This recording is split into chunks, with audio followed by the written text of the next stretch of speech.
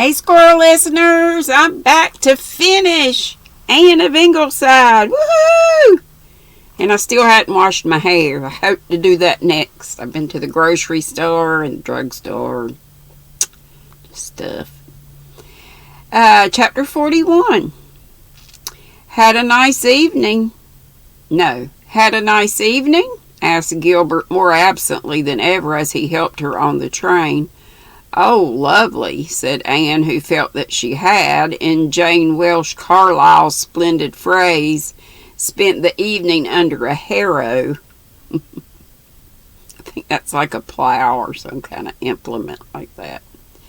What made you do your hair that way? Said Gilbert, still absently. It's the new fashion. Well, it doesn't suit you. It may be all right for some hair, but not for yours.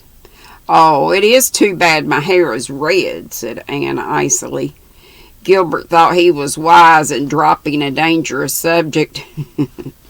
Anne, he reflected, had always been a bit sensitive about her red hair. They almost didn't ever get together because of what he said about it way back. He was too tired to talk anyway. He leaned his head back on the car seat and shut his eyes. For the first time, Anne noticed little glints of gray in the hair above his ears, but she hardened her heart. They walked silently home from the Glen station by the shortcut to Ingleside. The air was filled with the breath of spruce and spice fern. The moon was shining over dew-wet fields. They passed an old deserted house with sad and broken windows that had once danced with light, just like my life, thought Anne. Everything seemed to have for her some dreary meaning now. The dim white moth that fluttered past them on the lawn was, she thought sadly, like a ghost of faded love. Then she caught her foot in a croquet hoop and nearly fell headlong into a clump of flowers. What on earth did the children mean by leaving it there? She would tell them what she thought about it tomorrow. Gilbert only said, "Oops," and steadied her with a hand. Would he have been so casual about it if it had been Christine who had tripped while they were puzzling out the meaning of moonrises? Gilbert rushed off to his office the moment they were inside the house, and Anne went silently up to their room, where the moonlight was lying on the floor, still and silver and cold. She went to the open window and looked out. It was evidently the Carter Flagg's dog's night to howl, and he was putting his heart into it. The Lombardy leaves glistened like silver in the moonlight. The house about her seemed whispering tonight, whispering sinisterly, as if it were no longer her friend. Anne felt sick and cold and empty. The gold of life had turned to withered leaves. Nothing had any meaning any longer. Everything seemed remote and unreal. I think Gilbert might have something in his office for her, and that he hasn't forgotten their anniversary after all. This is the last chapter, so it's got to have a good end. Sorry if I'm spoiling things. Just a thought. I have not read ahead. Far down the tide was keeping its world-old tryst with the shore. She could, now that Norman Douglas had cut down his spruce bush, see her little house of dreams. How happy they had been there, when it was enough just to be together in their own home with their visions, their caresses, their silences, all the color of the morning in their lives. Gilbert, looking at her with that smile in his eyes he kept for her alone, finding every day a new way of saying, "I love you," sharing laughter as they shared sorrow. And now Gilbert had grown tired of her. Men had always been like that, always would be. She had thought Gilbert was an exception, but now she knew the truth. And how was she going to adjust her life to it? There are the children, of course, she thought dully. I must go on living for them, and nobody must know, nobody. I will not be pitied. What was that? Somebody was coming up the stairs 3 steps at a time, as Gilbert used to do long ago in the House of Dreams. as he had not done for a long time now. It couldn't be Gilbert. But it was. He burst into the room. He flung a little packet on the table. He caught Anne by the waist and waltzed her round and round the room like a crazy schoolboy, coming to rest at last breathlessly in a silver pool of moonlight. Excuse me. I was right, Anne. Thank God I was right. Mrs. Garrow is going to be all right. The specialist had said so. Mrs. Garrow? Gilbert, have you gone crazy? Didn't I tell you? Surely I told you. Well, I suppose it's been such a sore subject I just couldn't talk of it. I've been worried to death about it for the past 2 weeks. Couldn't think of anything else, waking or sleeping. Mrs. Garrow lives in Lowbridge and was Parker's patient. He asked me for a consultation. I diagnosed her case differently from him. We almost fought. I was sure I was right. I insisted there was a chance. We sent her to Montreal. Parker said she'd never come back alive. Her husband was ready to shoot me on sight. When she was gone, I went to bits. Perhaps I was mistaken. Perhaps I tortured her needlessly. I found the letter in my office when I went in. I was right. They've operated. She has an excellent chance of living. And, girl, I could jump over the moon. I've shed 20 years. Anne had either to laugh or cry, so she began to laugh. It was lovely to be able to laugh again, lovely to feel like laughing. Everything was suddenly all right. I suppose that is why you forgot this was our anniversary, she taunted him. Gilbert released her long enough to pounce on the little packet he had dropped on the table. I didn't forget it. 2 weeks ago I sent to Toronto for this, and it didn't come till tonight. I felt so small this morning when I didn't have a thing to give you that I didn't mention the day. Thought you'd forgotten it too. Hoped you had. When I went into the office, there was my present along with Parker's letter. See how you like it. It was a little diamond pendant. Even in the moonlight, it sparkled like a living thing. Gilbert, and I try it on. I wish it had come this morning. Then you'd have had something to wear to the dinner besides that old enamel heart, though it did look rather nice snuggling in that pretty white hollow in your throat, darling. Why didn't you leave on that green dress, Anne? I liked it. It reminded me of the dress with the rosebuds on it you used to wear at Redmond. So he had noticed the dress. So he still remembered the old Redmond one he had admired so much. Anne felt like a released bird. She was flying again. Gilbert's arms were around her. His eyes were looking into hers in the moonlight. You do love me, Gilbert. I'm not just a habit with you. You haven't said you loved me for so long. My dear, dear love, I didn't think you needed words to know that. I couldn't live without you. Always you give me strength. There's a verse somewhere in the Bible that is meant for you. She will do him good and not evil all the days of her life. Life, which had seemed so gray and foolish a few minutes before, was golden and rose and splendidly rainbowed again.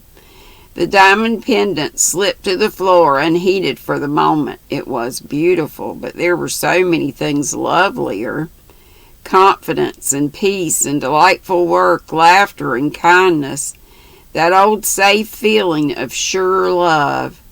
Oh, if we could keep this moment forever, Gilbert. We're going to have some moments. It's time we had a second honeymoon, Anne. Second honeymoon. And there's going to be a big medical congress in London next February. We're going to it. And after it, we'll see a bit of the old world. There's a holiday coming to us. We'll be nothing but lovers again. It'll be just like being married over again. You haven't been like yourself for a long time, so he had noticed. You're tired and overworked. You need a change. You too, dearest. I've been so horribly blind. These thoughts are in parentheses.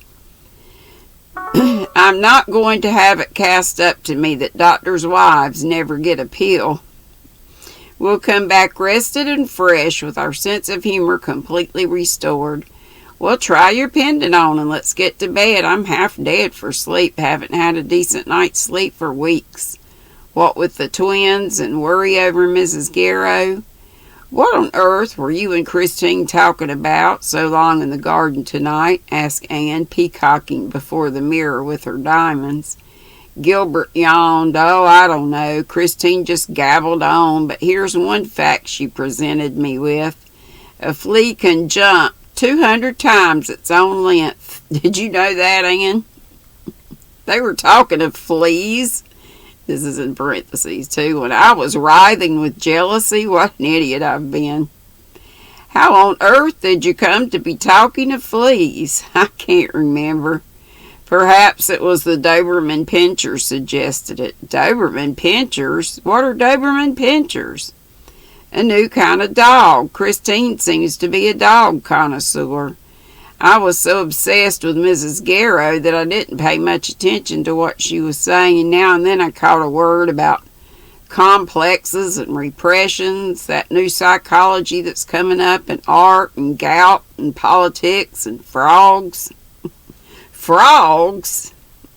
Some experiments a Winnipeg research man is making. Christine was never very entertaining, but she's a worse bore than ever and malicious. She never used to be malicious. What did she say that was so malicious? Asked Anne innocently. Didn't you notice? Oh, I suppose you wouldn't catch on. You're so free from that sort of thing yourself. Well, it doesn't matter. That laugh of hers got on my nerves a bit, and she's got fat. Thank goodness you haven't got fat, Anne girl. Oh, I don't think she's so very fat, said Anne charitably. And she certainly is a very handsome woman. So, but her face has got hard. She's the same age as you, but looks 10 years older. And you talking to her about immortal youth. Gilbert grinned guiltily. One has to say something civil. Civilization can't exist without a little hypocrisy. Oh, well, Christine isn't a bad old scout, even if she doesn't belong to the race of Joseph. It's not her fault that the pinch of salt was left out of her. What's this? My anniversary remembrance for you, and I want a cent for it. I'm not taking any risks. Such tortures as I've endured this evening, I was eaten up with jealousy of Christine. Gilbert looked genuinely astonished. It had never occurred to him that Anne could be jealous of anybody. Why, Anne girl, I never thought you had it in you. Oh, but I have. Why, years ago I was madly jealous of your correspondence with Ruby Gillis. Did I ever correspond with Ruby Gillis? I'd forgotten, poor Ruby. But what about Roy Gardner? The pot mustn't call the kettle black. Roy Gardner? Philippa wrote me not long ago that she'd seen him and he got positively corpulent. And I know what that word means now, thanks to y'all. Fat! Gilbert, Dr. Murray may be a very eminent man in his profession, but he looks just like a lathe. And Dr. Fowler looked like a donut. You look so handsome and finished beside them. Oh, thanks. Thanks. That's something like a wife should say by way of returning the compliment. I thought you looked unusually well tonight, Anne, in spite of that dress. You had a little color and your eyes were gorgeous. Ah, that's good. No place like bed when you're all in. There's another verse in the Bible. Queer how those old verses you learn in Sunday school come back to you through life. I will lay me down in peace and sleep. In peace and sleep. Good night. Gilbert was asleep almost before he finished the word. Dearest, tired Gilbert. Babies might come and babies might go, but none should disturb his rest that night. The telephone might ring its head off. Anne was not sleepy. She was too happy to sleep just yet. She moved softly about the room, putting things away, braiding her hair, looking like a beloved woman. Finally, she slipped on a negligee and went across the hall to the boys' room, Walter and Jim in their bed and Shirley in his cot were all sound asleep. The shrimp, who had outlived generations of pert kittens and become a family habit, was curled up at Shirley's feet. Jim had fallen asleep while reading the life book of Captain Jim. It was open on the spread. Why, how long Jim looked lying under the bedclothes. He would soon be grown up. What a sturdy, reliable little chap he was. Walter was smiling in his sleep as someone who knew a charming secret. The moon was shining on his pillow through the bars of the leaded window, casting the shadow of a clearly defined cross on the wall above his head. In long after years, Annie was to remember that and wonder if it were an omen of corselet, of a cross marked grave somewhere in France. But tonight it was only a shadow, nothing more. The rash had quite gone from Shirley's neck. Gilbert had been right. He was always right. Nan and Diana and Rilla were in the next room. Diana with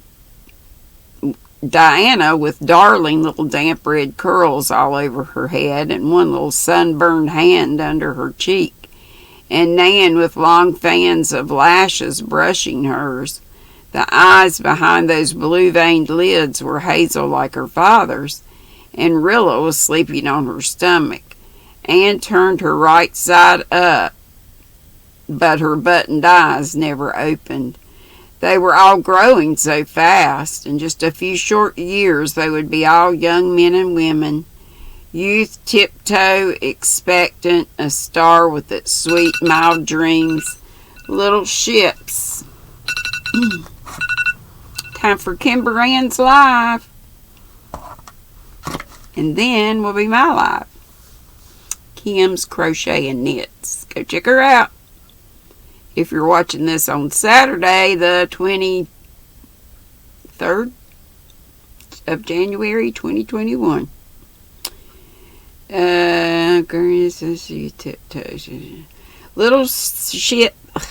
Little ships sailing out of safe harbor to unknown ports. The boys would go away to their life work, and the girls, the mist-veiled forms of beautiful brides might be seen coming down the old stairs at Ingleside, but they would still be hers. For a few years yet, hers to love and guide, to sing the songs that so many mothers had sung, hers and Gilbert's. She went out and down the hall to the oriel window. All her suspicions and jealousies and resentments had gone where old moons go.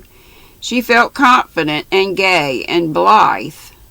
Blythe, like their last name. I feel blithe, she said, laughing at the foolish little pun. I feel exactly as I did that morning. Pacifique told me Gilbert had got to turn. Below her was the mystery and loveliness of a garden at night. The faraway hills, dusted with moonlight, were a poem.